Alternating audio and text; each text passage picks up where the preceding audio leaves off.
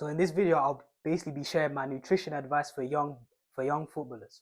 So obviously when I was a young teen, probably like, or pre-teen, 12, 13, 14, 15, those sort of ages, I was bare fat. Like I did not understand the importance of nutrition and the impact that it actually has on your body and your performance. Now, obviously, when you're young, when you're those sort of ages, the food that you eat, the food that gets made in your house is all in your parents' control. You don't really have that sort of control to pick what you eat, what you don't eat. Basically, your parents just buy the food and then you just eat whatever's there pretty much. Because obviously, you don't want to starve. So obviously, it's going to be hard for you to basically control what you eat. But just once in a while, try say to your parents, yo, can we have this instead of this? Can we try to eat a bit healthier? Maybe go to the shops with them, say, and just start putting stuff in the basket. I want this, I want this. They'll probably say yes as long as it's not mad expensive. So if you come from a household that where healthy food isn't really made, particularly isn't really made, obviously you're at a disadvantage, but you can still sort of try and maneuver your way around that, still trying to sort of convince your parents to buy you healthier foods. Like I know me personally, in my house, healthy foods were actually made. I just got fat because of like the snacks, like the crisps, the chocolate, and even like the school food, like the food that they were saying in school, the burgers, the chips, and then we'll go chicken and chips after school. Like it was a mess. Of course, I was gonna get fat. So yeah, as a young player who's trying to make it, let me give you some nutrition advice on how on how important it is and how it affects your body, how it affects your game. So if you're the average teenager, you're not mad overweight, you're not mad obese. If you're just like the average sort of, like I said, 13-year-old, you're probably quite slender, quite slim. You should be lean bulking. So what lean bulking is basically just try and get as much healthy food inside of you as possible. Basically just trying to eat more healthy foods, just trying to eat as much as possible. Now, obviously, this is because you want to be in a slight sort of calorie surplus, simply because you're in the stages where you're going through puberty, where you're sort of growing. And obviously, because you're growing, you want to basically try and maximize your growth, basically. So when you get to the end of puberty, sort of like 17, 18, you've basically put as much food as inside you as possible to make yourself, as strong as possible, as built as possible. So yeah, when you're in those sort of development stages, 12, 13, 14, just try consume as much good food as possible. Consume as much healthy food as possible. Now I know me personally, this was a mistake I made. I remember because obviously when I was young, like 12, 13, 14, I was fat. Then obviously at 15, I lost the weight. But then after 15, I was so scared of getting fat again that I was under eating like crazy. Like I was literally eating probably like one time a day. And yeah, I was looking so slim. It was crazy. It was disgusting, to be honest, how slim I was getting. And obviously my performances on the pitch, it was showing. I was feeling lethargic. I was feeling tired. I didn't have any energy. And then also I was getting cramps, like maybe around like the 70th minute. I'd always start feeling cramps in my calves and all of this shit, simply due to just a lack of nutrition. I wasn't really getting any stronger, any what's it called, more explosive. Obviously, I did a lot of long distance running and all of that, so I was naturally fit because obviously I was mad skinny and I was doing a lot of cardio, a lot of long distance running, but I wasn't really explosive. I wasn't really fast. Like other guys were getting faster, just being more athletic, and obviously I was starting to lag behind, so I had to sort of just change up my diet, just sort of just start eating more good food, to be honest. Start gaining weight, and then yeah, after that happened, I gained more power, gained more explosiveness, and it helped me on the pitch. So yeah. So you're probably wondering how to know if you're eating more good food or just more food in general to sort of bulk up, get stronger, so you can maximize your growth during puberty. So for me, I mean, you could try track your calories, but let's be honest, when you're like 12, 13, 14, no one's got time to be tracking their food or doing any of that.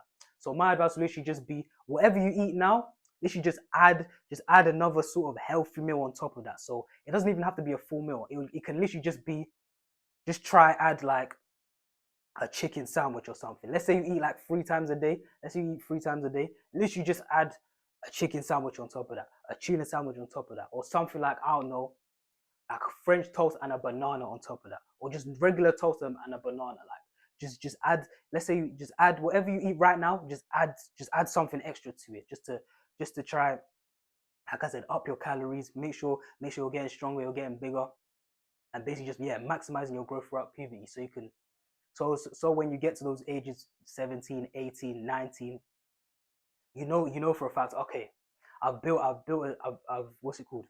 I've maximized my growth. I'm built now. I'm bigger. I'm faster. I'm more explosive. Because obviously, the worst thing you want to do is literally undereat throughout your puberty years, and then you're still, what's it called? You still have the same athleticism as you have as you have when you were like 14. Whereas everyone else who's been eating food, who's been eating good, is now just much stronger than you, much powerful, more powerful than you. You're getting shrugged off the ball. You can't really go past anyone. Anytime you try to do, let's say you're a winger and you're mad slim, you try to go past someone, they just step in front of you like this. Like, it's gonna be a nightmare. Like, you can be a centre back, but you're just getting bullied by the striker all game. Like, it's a nightmare. So like I said, if you wanna know how, if you wanna, what's it called? If you wanna ensure that you're eating more good food, literally just whatever you eat right now, just add something extra on top of it. Make sure it's healthy as well. So yeah, just make sure you add something extra on top of it. Like I said, literally just be like a chicken sandwich, French toast, and a banana. Literally a bowl of porridge, like a bowl of porridge with like strawberries or grapes or something like that. Literally just be anything, just something small. Just make sure you added something healthy on top of what you already eat on a day-to-day basis.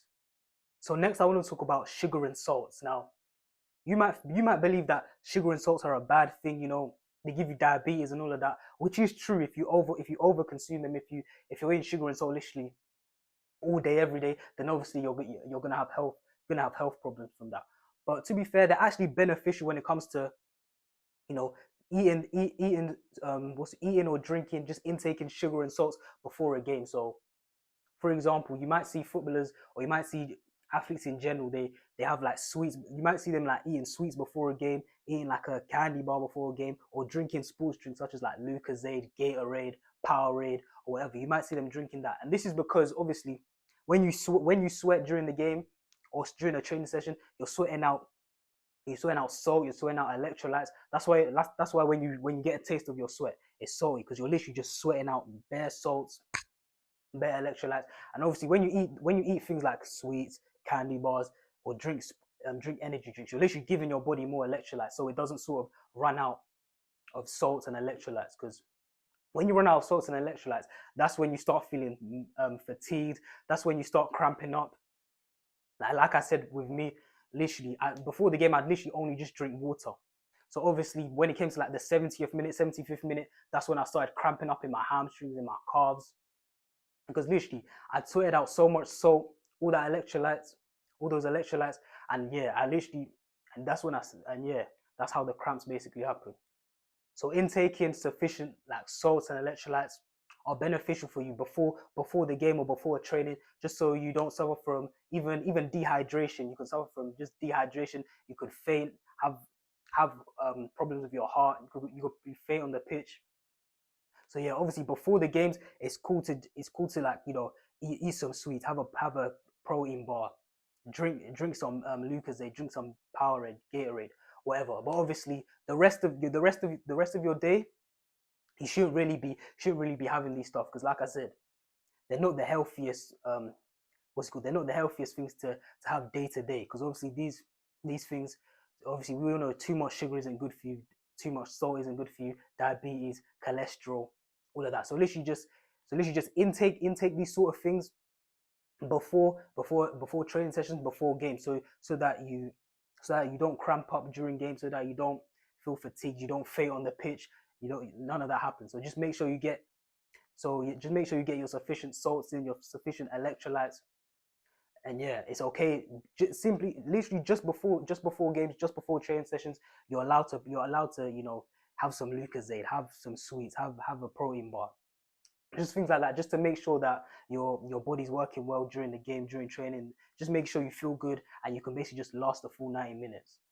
So lastly, I want to talk about supplements. Now, if you ever see supplements being advertised on TV, on your phone, or whatever, please don't think they're this magic thing that will turn you into like a prime CR7, because trust me, they're not.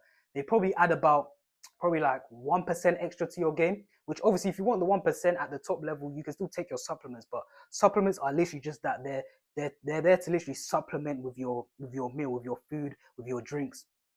They're not this sort of like magical thing that if you spend hundreds of pounds, hundreds of dollars on just supplements, they're not gonna have that effect that you think it is. Turning, like I said, turning into a prime CR7. They'll literally give you a 1% boost, and that's about it. So in my opinion, if your diet is just trash, the supplements are not gonna save you. They're not gonna make up for that trash diet. If you're just eating junk all the time, the supplements are not gonna keep you keep you playing like Ronaldo, like I said.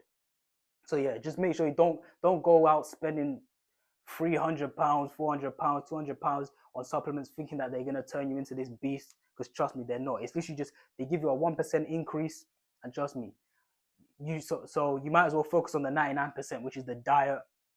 Just make sure you're eating good food, you're getting enough water in, and yeah, just making sure that you're getting your electrolytes, your salts in before the game, having your sports drink before the game, having a protein bar before the game to make sure that you're performing well. And yeah, like I said, supplements, they're literally just they're the 1%. They're literally just they're just them like they're basically just a nice to have. You don't even need them, to be honest. I don't take supplements, to be honest. So yeah, they're literally just a nice to have. So please don't go spending hundreds of pounds, hundreds of dollars on supplements, because trust me, it's literally just you're literally just getting a 1%. You're literally just getting a